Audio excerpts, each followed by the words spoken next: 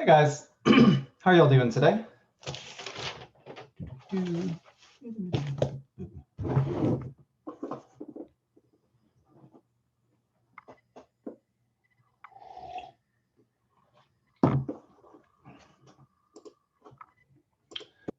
Alrighty, so couple things. So on the syllabus, it said I've gotten a lot of questions about this, and I've kind of decided I needed to do something about it. So on the syllabus, it says the homework. So there's like a homework achieve grade, which I believe was 50 points, and then quiz and other homework grade that was 100 points. And so far, we've only had the achieve homework. And so I had intended to do quizzes, but things got hectic, and I didn't have a grader. But yeah, I think we really kind of do need to have some quizzes and a bit of extra homework, especially with this last material, because this stuff is quite difficult compared to some of the earlier stuff. So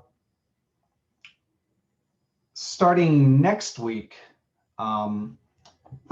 we will have a quiz and then another small homework every week, and the quizzes will be on Thursday, and the homework will be due on Friday. Yes. So starting next week. So there should be three quizzes, 3 homeworks over the next 3 weeks.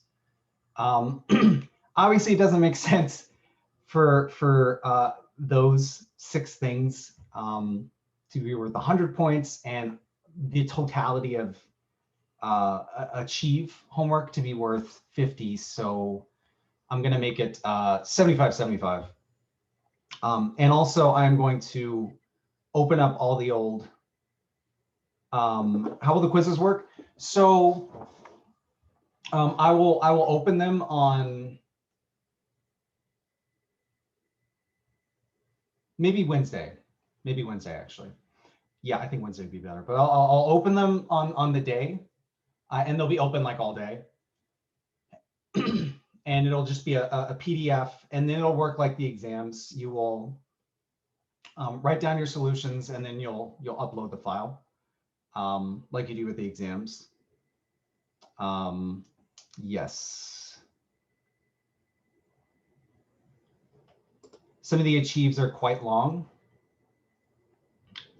I have actually 0 control over the achieve homework, unfortunately. I can pass that on, but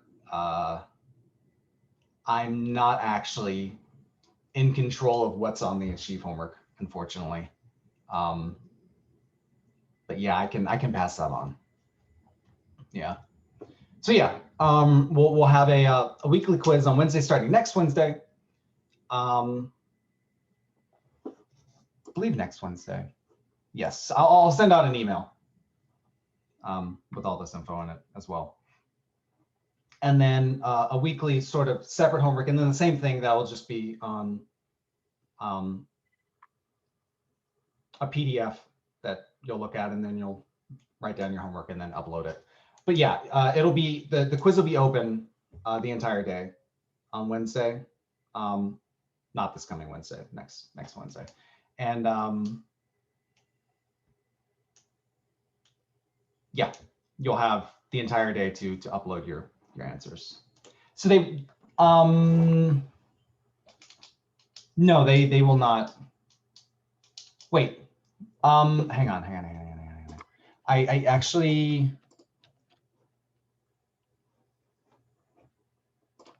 because I talked to the course coordinator about this.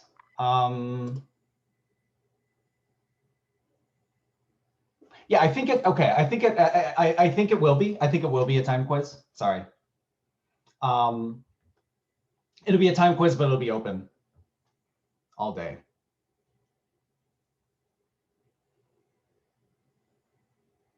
Yeah. So you'll have all day to do it, but it'll be similar to the exam, but I think it'll be like 30 minutes or something like that. Yeah. How long will the homework be? Not terribly long.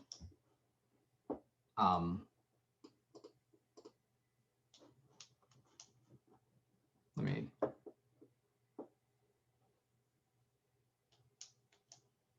Yeah, like the first one is like 5 questions, but like 3 of them are like 3 parts, but like they're like, well, it's relatively short. It's not that bad. But yeah, this stuff really does need. And my apologies. This is I really should have been doing this from the start. And yeah, I apologize for that. But yes, these should not be a substantial extra burden, but it'll be extra. It'll be extra practice, which will be good for this material. Okay, but yeah, I'll send out an email with more info, and yeah. Okie doke. All right. So let's look at integrals of vector fields today. Might have to finish this section up tomorrow, but that is fine.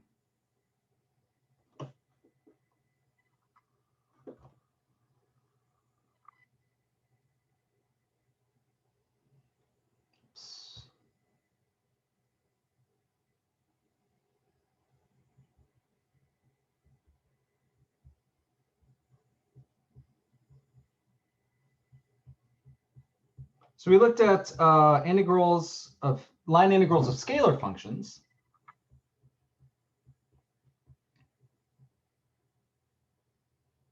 Today we're going to look at how to integrate vector fields. Okay. Sort of the idea behind this is the idea of work a vector field performs on an object. So if you think of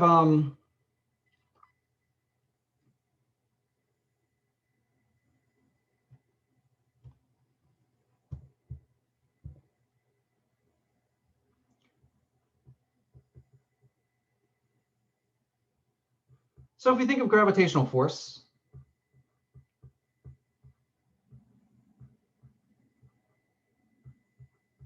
so that produces that is a vector field, a force field, right? So the force of gravity, everywhere you are, pulls you towards the center of the Earth. So it pulls you directly down, right? So it's a constant. Whoops. Vector field. Everywhere you are, it's pointing, the vector's the same. It's pointing downwards, and the magnitude is just the force of gravity, 9.8, whatever the units are. I don't remember anymore, but yeah. So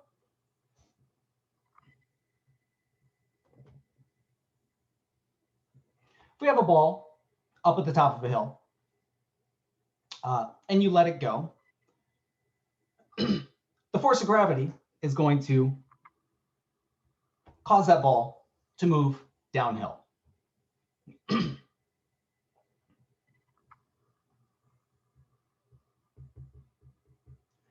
So when a force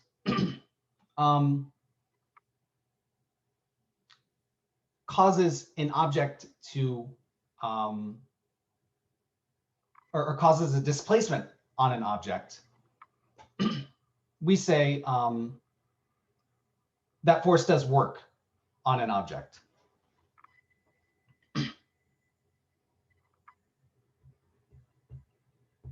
So it causes a ball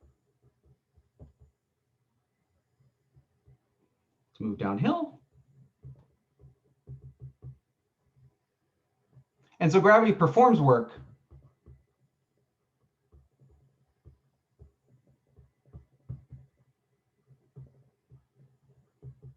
on the ball. It exerts a force on the ball, and the ball moves as a result. So there's a displacement of the ball. Similarly, if you take the ball and you want to move it and you want to roll it uphill, then you have to perform work against gravity.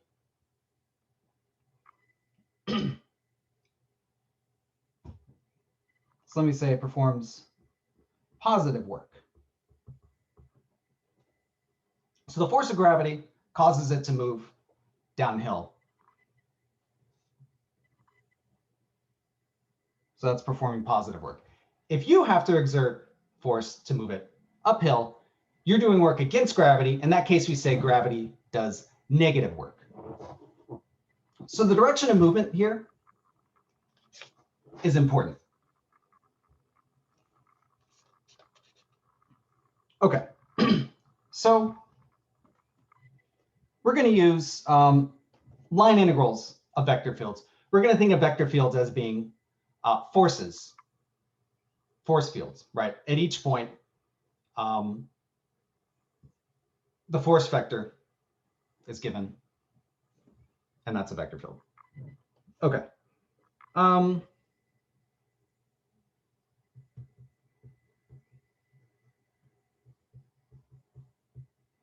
So orientation of our curve is going to be really important in this case. So if we have a curve,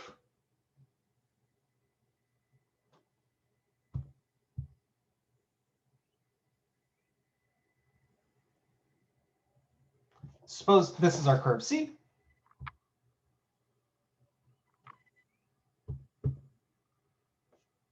So we need to, in order to calculate these integrals, we need to know not only the curve, we need to know the orientation of the curve. So imagine you're moving along this curve. What direction are you moving along the curve? So are we moving in this direction, or are we moving in the opposite direction along the curve?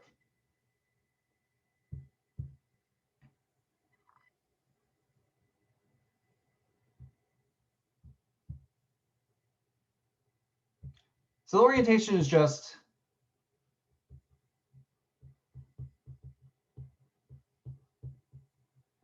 the direction of movement along the curve.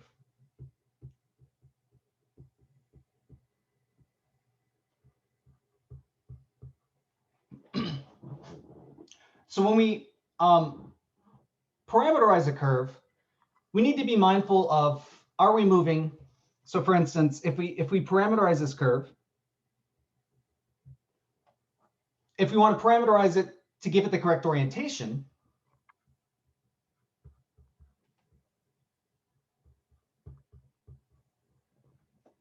so we have our parameterization of our curve.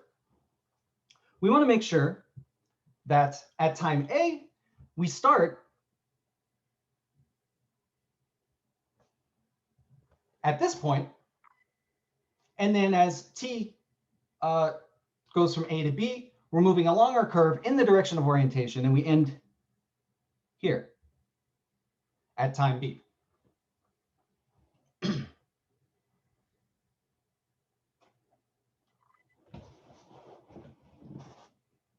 So, like we said, there are infinitely many ways to parameterize your curve. Really, there are only two ways to orient your curve, though, right? You can go in one direction from, say, point P to point Q, or you can go in the opposite direction from point Q to point P. And your orientation needs to reflect that in order to get the right answer for these integrals we're going to be doing. So if you wanted, we could also orient it in the opposite direction. So if we specify an orientation, we call it the positive orientation.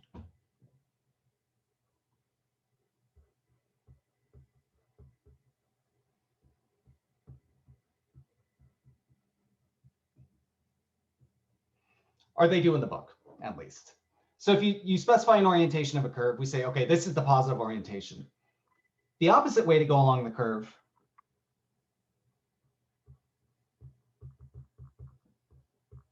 is referred to as the negative orientation.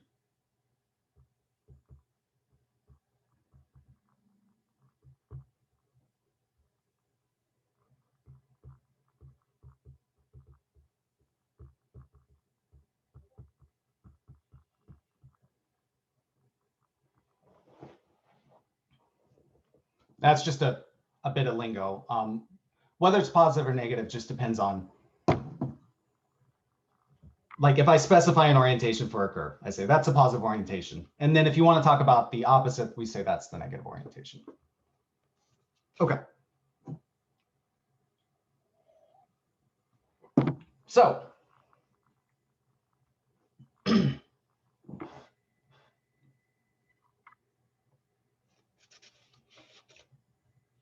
okay, so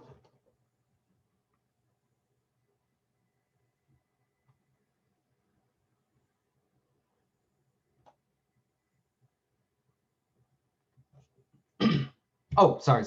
Let me also mention, if we have an oriented curve,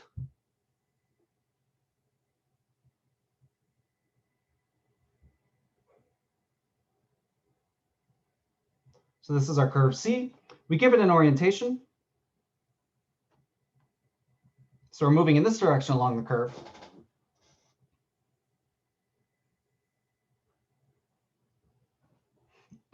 If we look at the unit tangent at every point, oops. So suppose this is point P.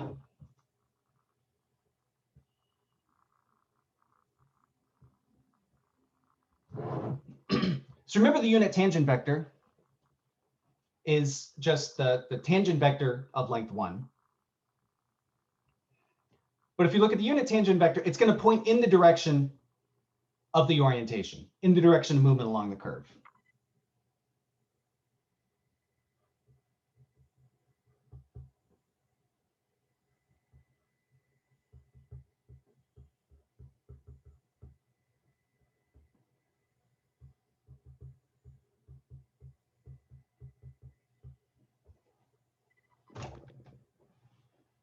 And if we want to specify the tangent vector at a point, we just say unit tangent vector. We say capital T of P at the point P. So if this is our orientation, the unit tangent vector is going to be pointing in the direction of movement. It's going to be pointing in that direction. There is another unit tangent vector, right? But it points in the opposite direction. And that is the opposite direction of movement.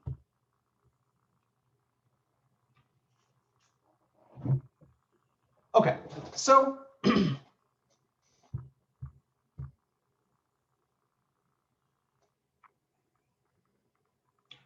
so like in the case of the ball rolling downhill, it's rolling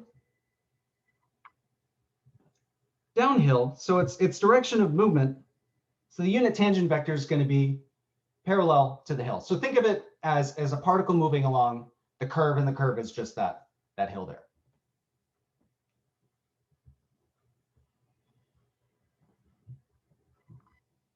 So gravity is just the constant downward force. And it's causing it to move downhill because if we look at the, sorry, let me phrase that differently. So if we look at the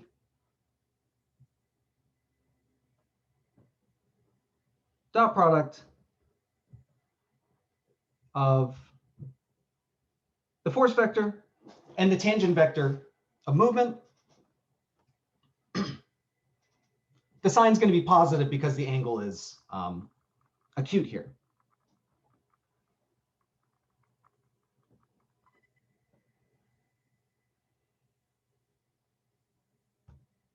And so what we're really looking at here is we're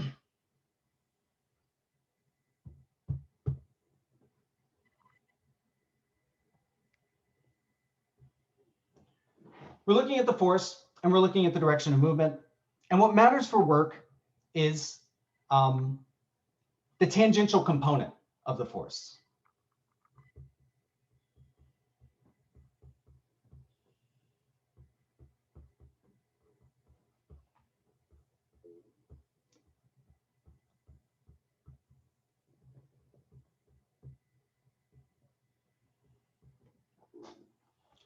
So the bit of the force vector that's pointing in the direction of movement, basically.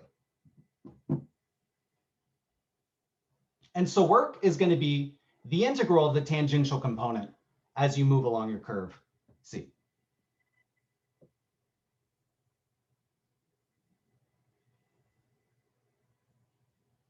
And that's how we're going to define integrals of vector fields.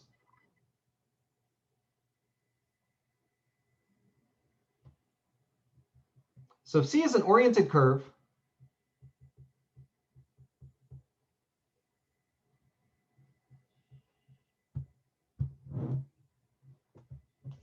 there you go.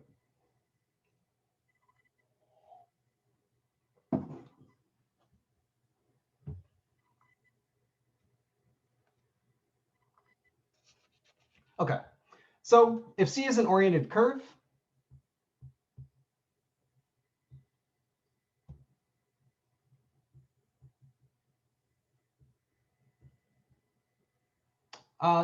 don't need to mention that. C is an oriented curve and F is a vector field.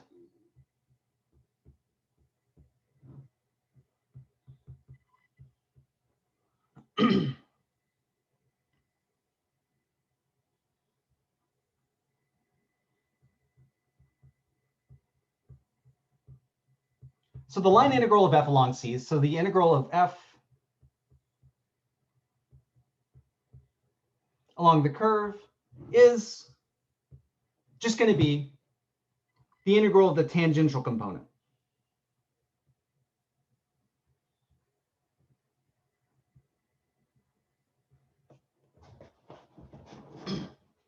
So f dot t is a scalar function, and we saw how to integrate scalar functions already.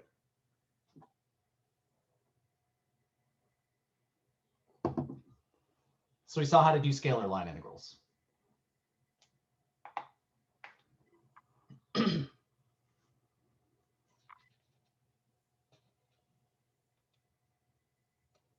Okay. So the integral of the vector field along a curve is just the integral of the tangential component, f dot t. But this is not usually how we see this written.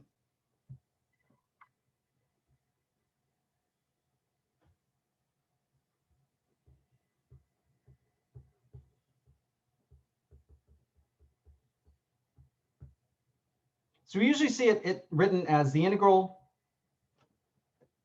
over the curve C of the vector field f dot dr.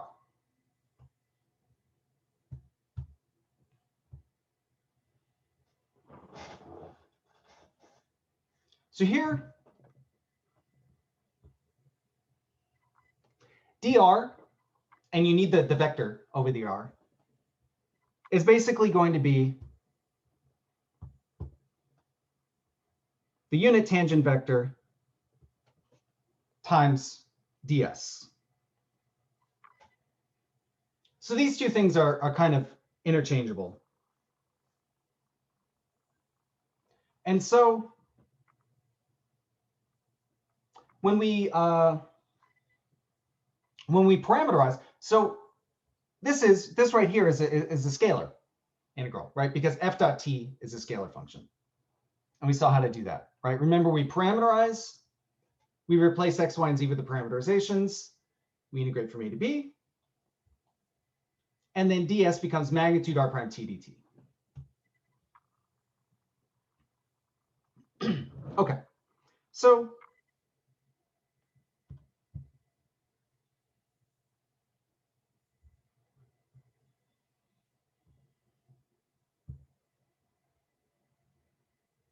dt, sorry, dr.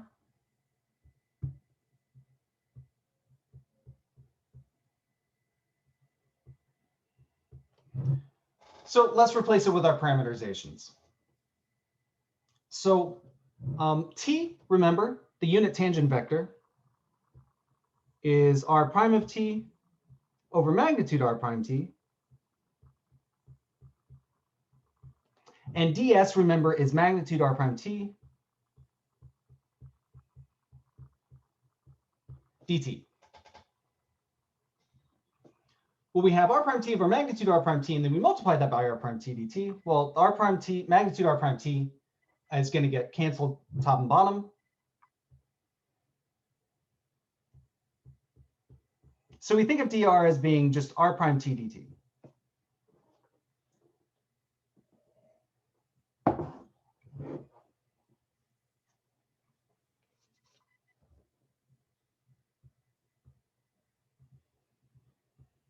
Okay, so let me bring this all together. So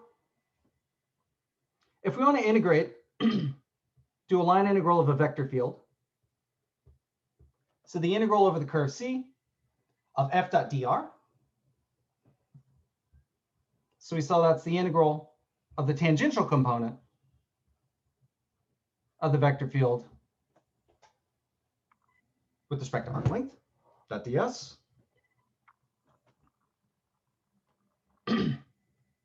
So the way we're going to evaluate this is we're going to parameterize.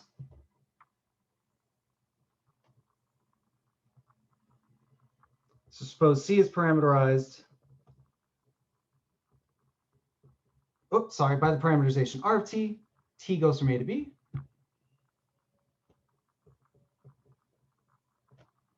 So that's the integral from A to B of, we go to our parameter, we go to our vector field. We replace x, y, and z with their parameterizations.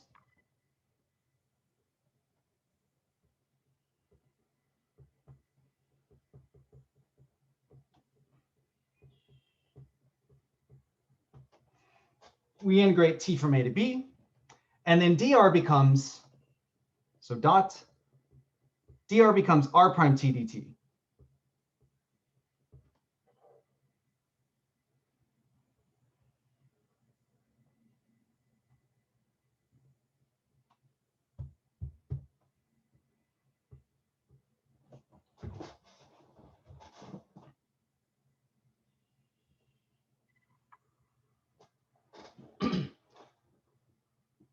So that is how we evaluate line integrals of vector fields.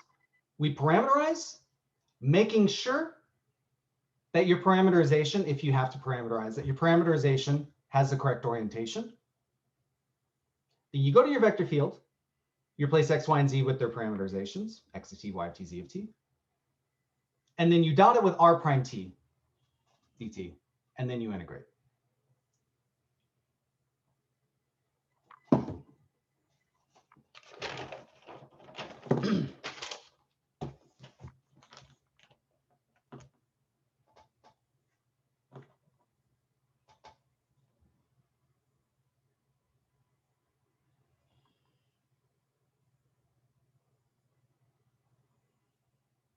Okay.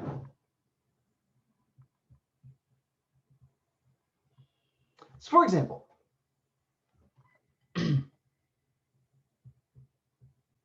so let's evaluate the integral over the curve C of the vector field F.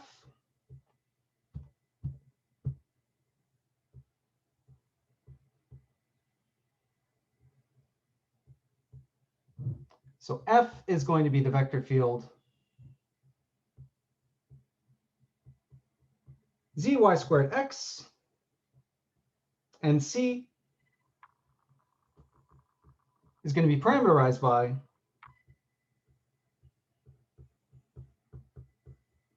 R of t is going to be t plus 1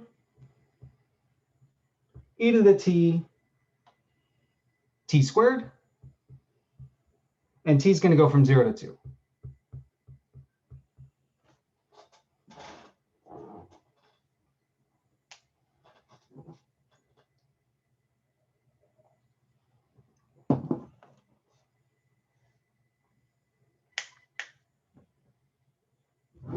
Okay. So we already have our parameterization.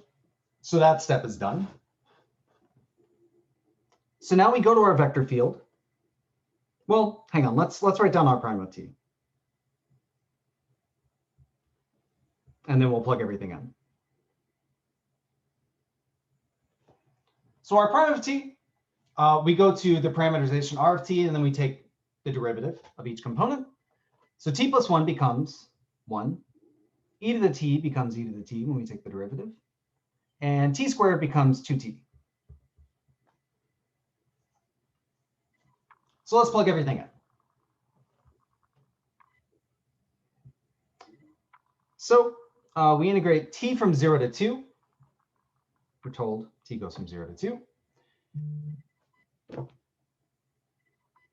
And then the vector field, we go to the vector field, we replace x, y, and z with their parameterizations. So x, remember, is t plus 1, y is e to the t, and z is t squared in our parameterization. So z, we replace with t squared. Y squared becomes e to the t quantity squared, which is e to the 2t. And then x becomes t plus 1.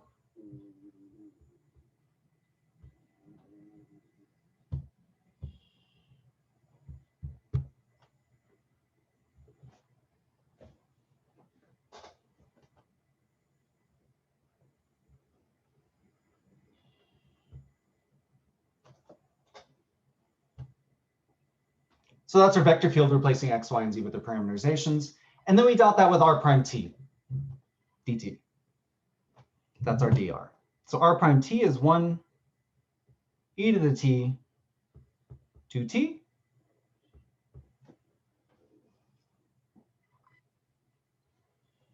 Let me say it this way.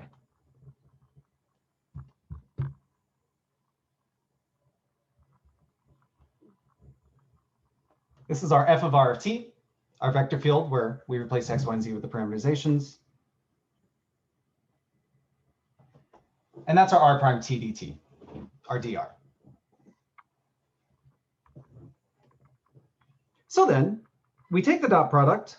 So we have t squared times 1. That's t squared. E to the 2t times e to the t. So that's e to the 3t. And then t plus 1 times 2t.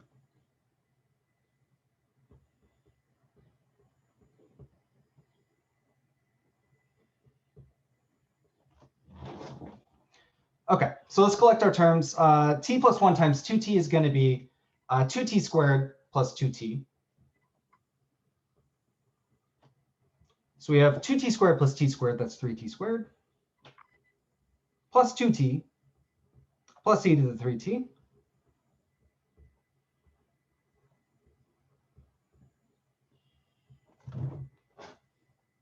And that's a pretty easy integral to evaluate. It's just a really nice, simple 141 integral. We get 1/3 e to the 6 plus 35.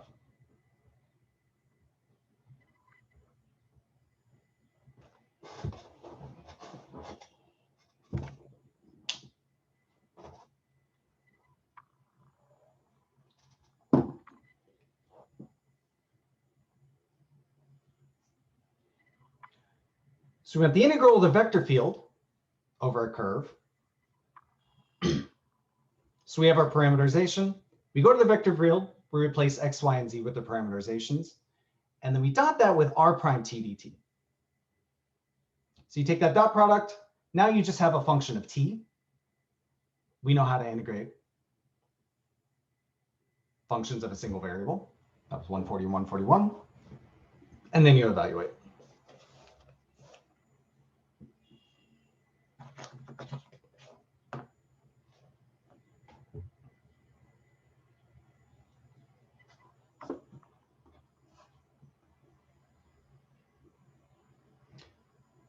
Okay.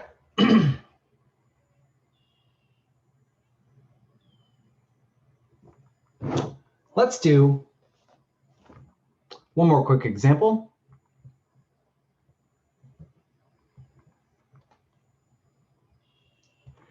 So all of this, that was for a vector field in R3. All of this works for vector fields on R2 as well. The same formulas and everything. So if C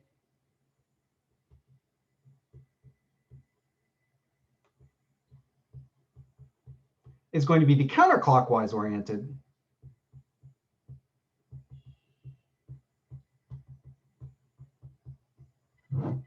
circle, oops, of radius capital R,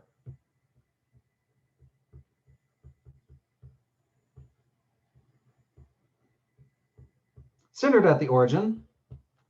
So now we're going to be in R2. Oh, hang on. Sorry, let me hang on before we do that. Let me mention sort of another another bit of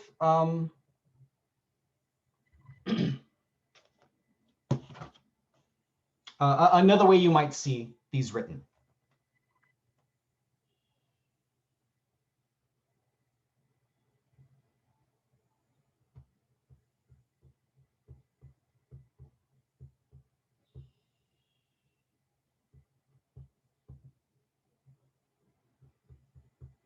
So suppose our vector field is F is F1, F2, F3.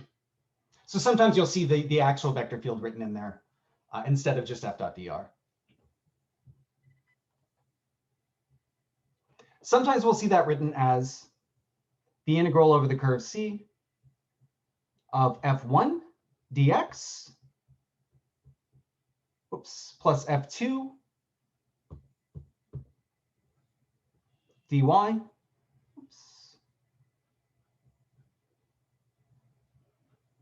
plus F3 dz. These are two different ways to write line integral of this vector field, right? So for vector fields F1, F2, F3, those are the component functions. We'll often see the integral of F1, F2, F3 be written as the integral of F1 dx plus F2 dy plus F3 dz.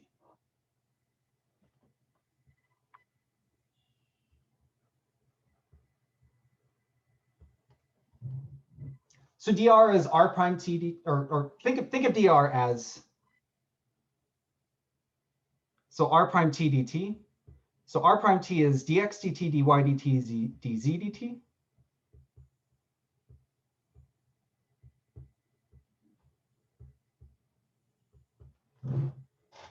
And just think of like multiplying the dt through.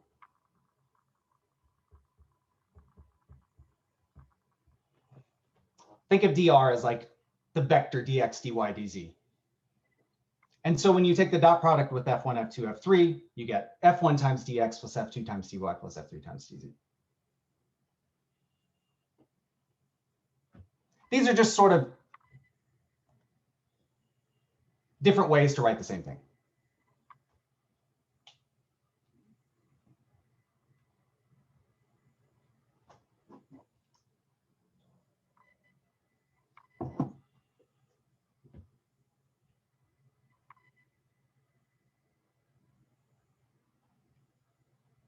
Okay, I mentioned that because I'm going to write it in that way for this. Okay, so C is a counterclockwise oriented circle. of radius capital R centered at the origin,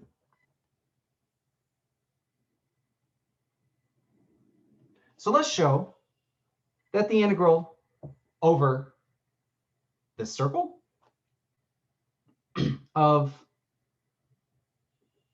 negative y over x squared plus y squared dx plus x over x squared plus y squared dy is 2 pi.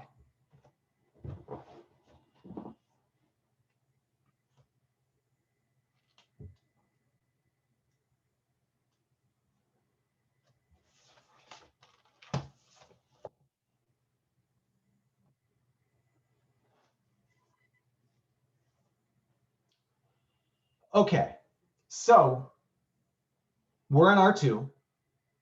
Well, let me write this down. So we're going to think our vector field here is going to be, so this is a different way of writing this integral. So instead of in R3, we're in R2. So dr is just going to be dx dy, and our vector field is going to be f1, f2. Because we're in R2, we have two components. So we can think of our vector field as being negative y over x squared plus y squared. And then the second component is x over x squared plus y squared.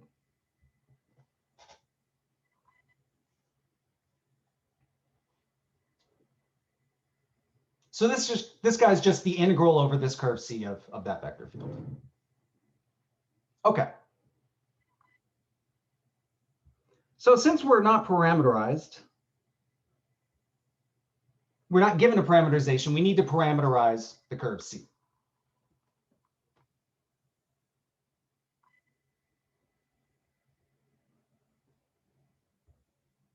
So remember, we need to be mindful of the orientation. We'll see why next time.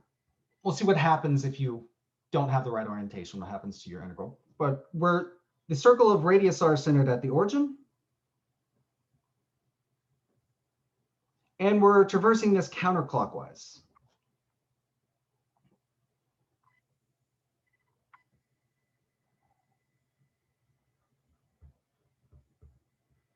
Okay, so if we were the unit circle and we were going around counterclockwise, how do we parameterize this? We would let x be what, y be what.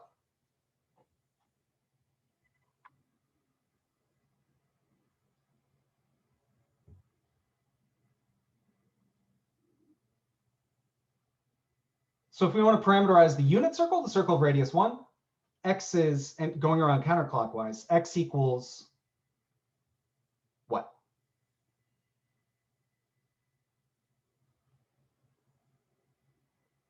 Okay, you're one step ahead, but exactly. For the unit circle, x would be cos t, y would be sine t. But we're not the unit circle, we're the circle of radius capital R.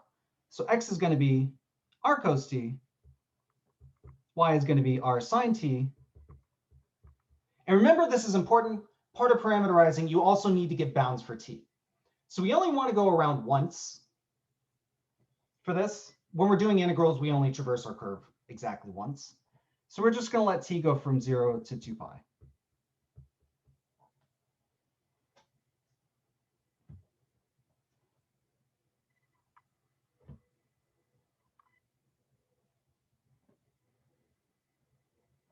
Right, does everyone see this as our parameterization?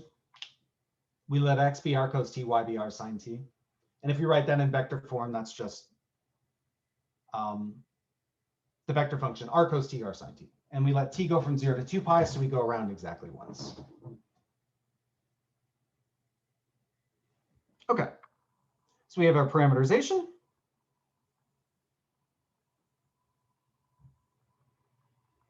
All right, so then r prime of t, if r of t is r cos t, r sine t, then r prime of t is going to be negative r sine t, r cos t. And so then putting this together, We get the integral. So t goes from 0 to 2 pi. We go to our vector field. Negative y over x squared plus y squared, x over x squared plus y squared. And we replace x and y with their parameterizations. So negative y over x squared plus y squared becomes what?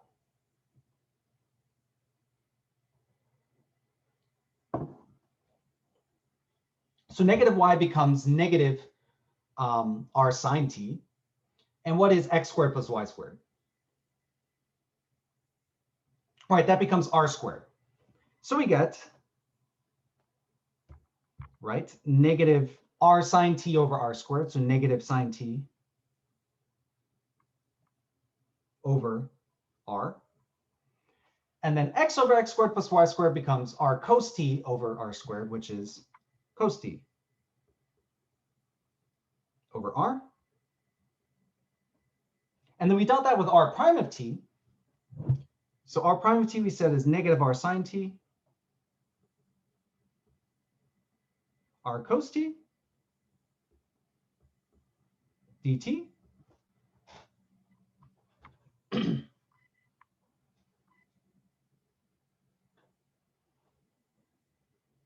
So we take that dot product, negative sine t over r times r negative r sine t. So the r's capital cancel top and bottom, the negatives cancel. We just get sine squared t.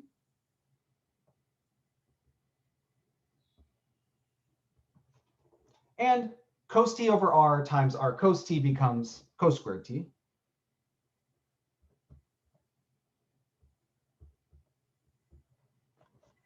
Sine squared plus cos squared is just 1.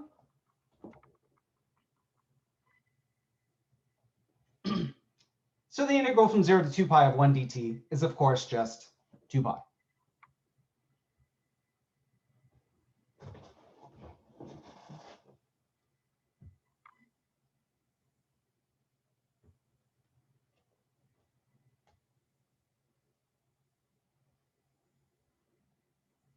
Right, so same process. We had to parameterize our circle, making sure we're going around counterclockwise. Replace x, y, and z with the parameterizations in the vector field, dot with r prime t dt, and then it's just an integral from 140.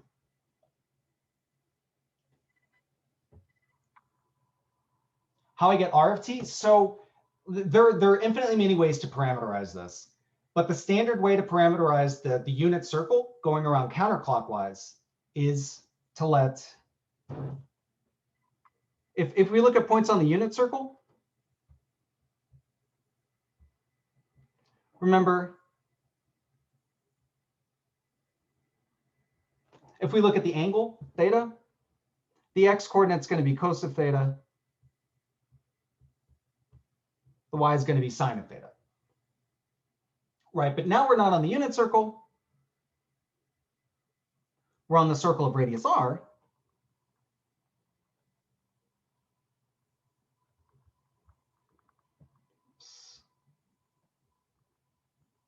And so for the same thing, the x coordinate is going to be capital R cos theta. The y is capital R sine theta. And you can call it theta instead of t, but we like to usually use t when we're parameterizing. Yeah. And so our parameterization just becomes x is lovely, capital R cos t, y is capital R sine t. And that's going to make us go around counterclockwise. Yeah. T goes from 0 to 2 pi. Yep. Okay. So still several more things we need to talk about, but we'll look at that tomorrow. And then we will start talking about conservative vector fields and the fundamental theorem of line integrals as well. Really just in polar? Yes, pretty much. Yeah, exactly. Yeah. So often when we're parameterizing things, as we'll see when we're parameterizing surfaces, it's very useful to use the different coordinate systems.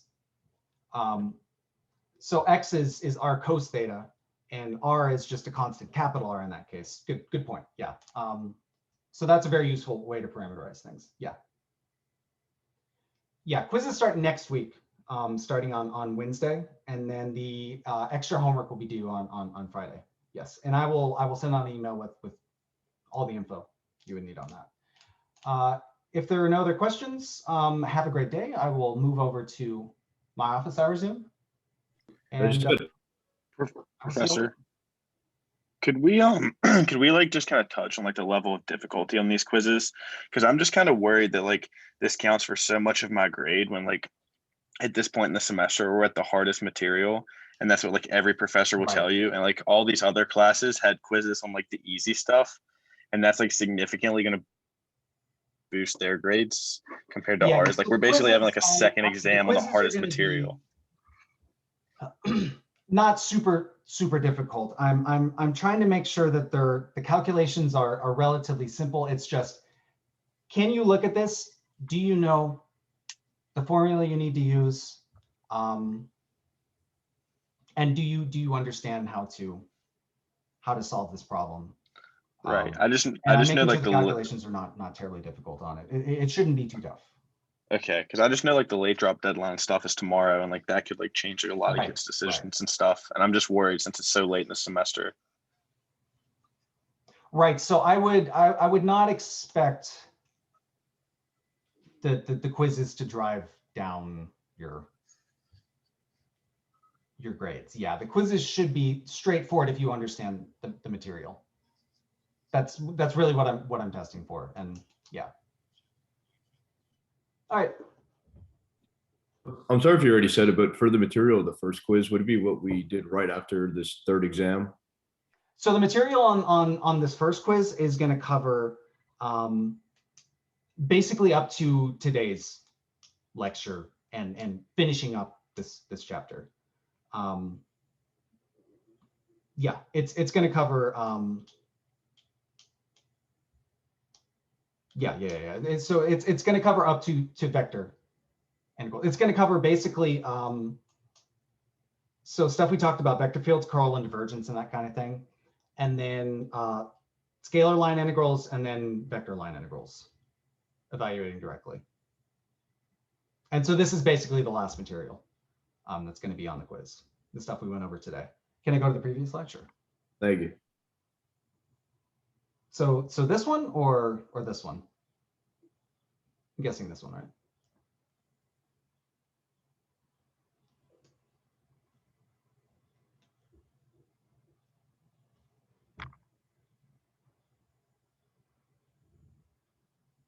All right. Have a good one, guys.